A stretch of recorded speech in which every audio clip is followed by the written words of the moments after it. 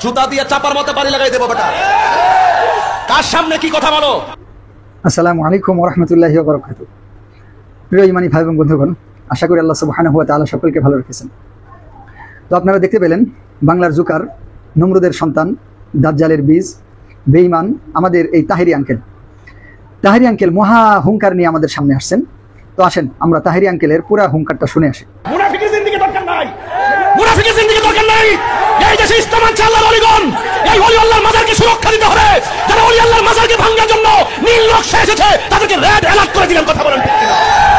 তো মুনাফিকির জিন্দেগির দরকার নাই। এবার ওদের যে মানে এই সুন্নি ধর্মের, এই বিদাতি ধর্মের সবচাইতে গুরুত্বপূর্ণ তীর্থস্থান, এটাকে রক্ষা করতে হবে। মুসলমানদের যেমন তীর্থস্থান সবচাইতে পবিত্র জায়গা হচ্ছে মক্কা মদিনা, আর এই সুন্নি ধর্ম, এই বিদাতি ধর্মের সবচাইতে পবিত্র স্থান হচ্ছে এই গুমরা মাজারগুলা। আর সবচাইতে বড় বিষয় হচ্ছে, আপনারা একটা জিনিস আশ্চর্য হবেন, যদি এদের মায়ের বিয়েকেও কেউ হারাম বলে তারপরেও এরা বেশি খেপবে না যদি মাজারের বিপরীতে কোনো কথা বলা হয় বা মাজারের বিপরীতে কোনো আঙ্গুল তোলা হয়। এর কারণটা কি জানেন? এই নমরুদের সন্তানদের বেঁচে থাকার উপার্জনের সবচাইতে বড় মাধ্যম হচ্ছে এই মাজারগুলা, এই গুমরা মাজারগুলা।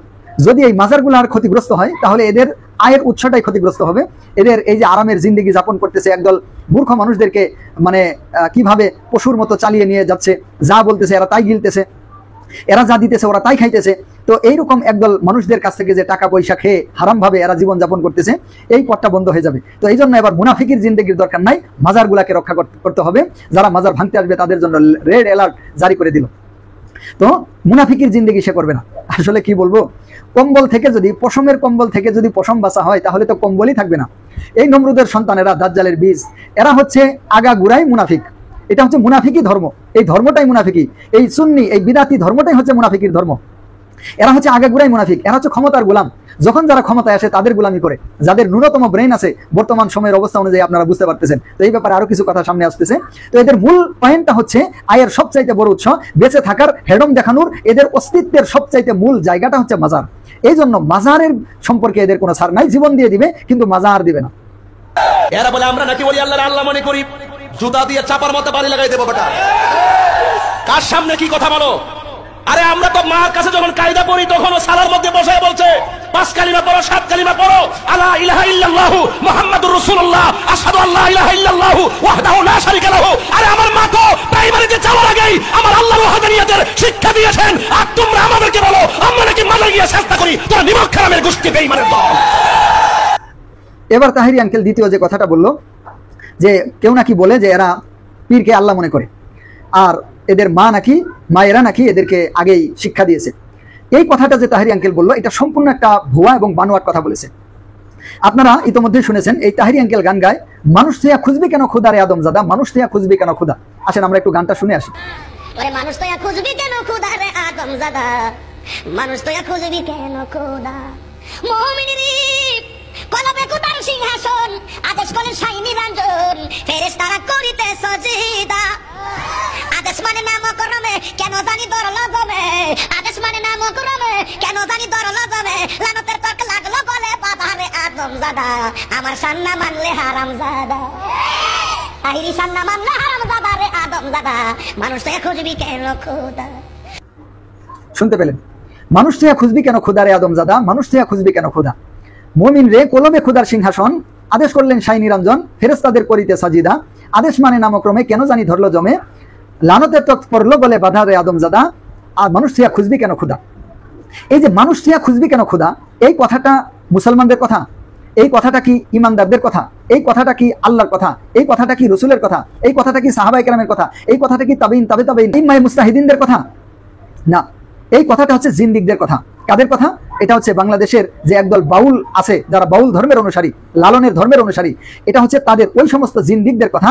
এবং হিন্দুদের একটা অংশ থেকে এসেছে, অঙ্খণ্ড মণ্ডলং আকরং ব্যাপতং জগতং সরচর ঈশ্বর সর্বভূতানাং ঋগ্দেশ অর্জুন তিষ্ঠতি ব্রাহ্মণ সর্বভূতানি যন্ত্রারুধানি মায়া তুমি বর্ষণং গচ্ছ সর্বভাবে নভারত।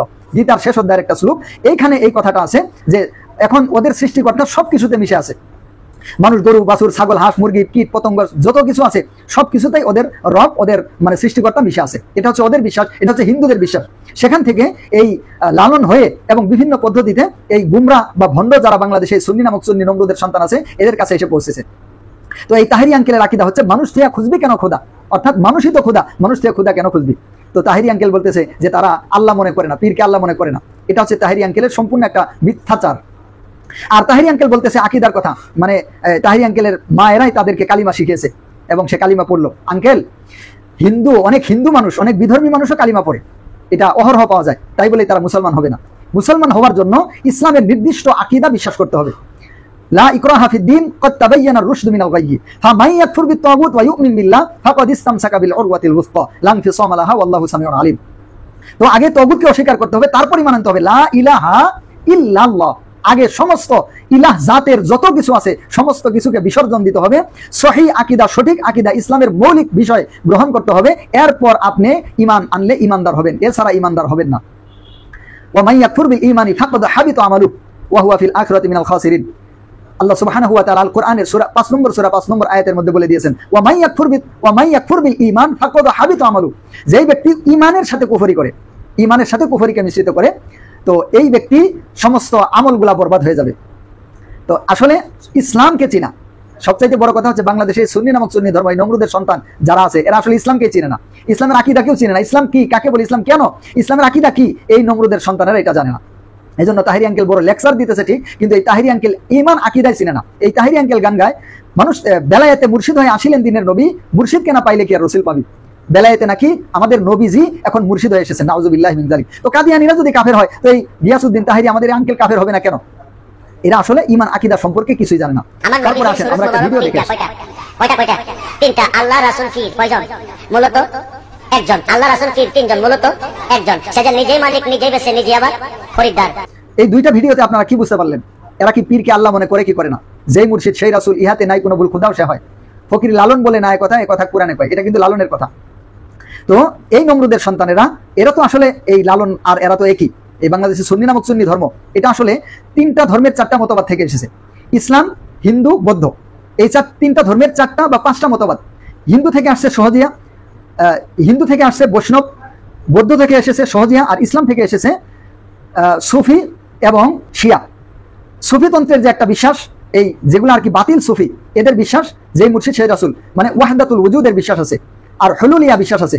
তো এখান থেকে এসেছে আরেকটা হচ্ছে শিয়া আকীদা, এই যে পাক পাঞ্জাত নিয়ে যে যত নানান আজগবি গজবি কথাবার্তাগুলো। তো এই নমরুদের সন্তানেরা আসলে দ্বীনই বুঝে না, ঈমানও বুঝে না, আকীদাও বুঝে না। তো আমি স্পষ্ট করে দেখিয়ে দিলাম এরা যে আসলে পীরকে আল্লাহ মনে করে, এবং এটা তো আসলে আলাদা একটা ধর্ম, এটা হচ্ছে সুন্নি ধর্ম, এটা বিদাতি ধর্ম, এটা একটা মুনাফিকি ধর্ম। তো তাহেরি আঙ্কেল আসলে এদের আকীদা সম্পর্কে কোনো জ্ঞান নেই। এই বাংলাদেশের সুন্নি নামক সুন্নি নমরুদের ধর্ম যেটা আছে, এদের আকীদা সম্পর্কে কোনো জ্ঞান নাই। তো এরকম উল্টাপাল্টা কথা এরা বলতেই পারে, যেহেতু এদের দ্বীন ধর্ম সম্পর্কে কোনো জ্ঞান নেই। আল্লাহ তাআলা পুরা উম্মাহকে হেফাজত করেন, আমিন। আসসালামু আলাইকুম ওয়া রাহমাতুল্লাহি ওয়া বারাকাতুহু।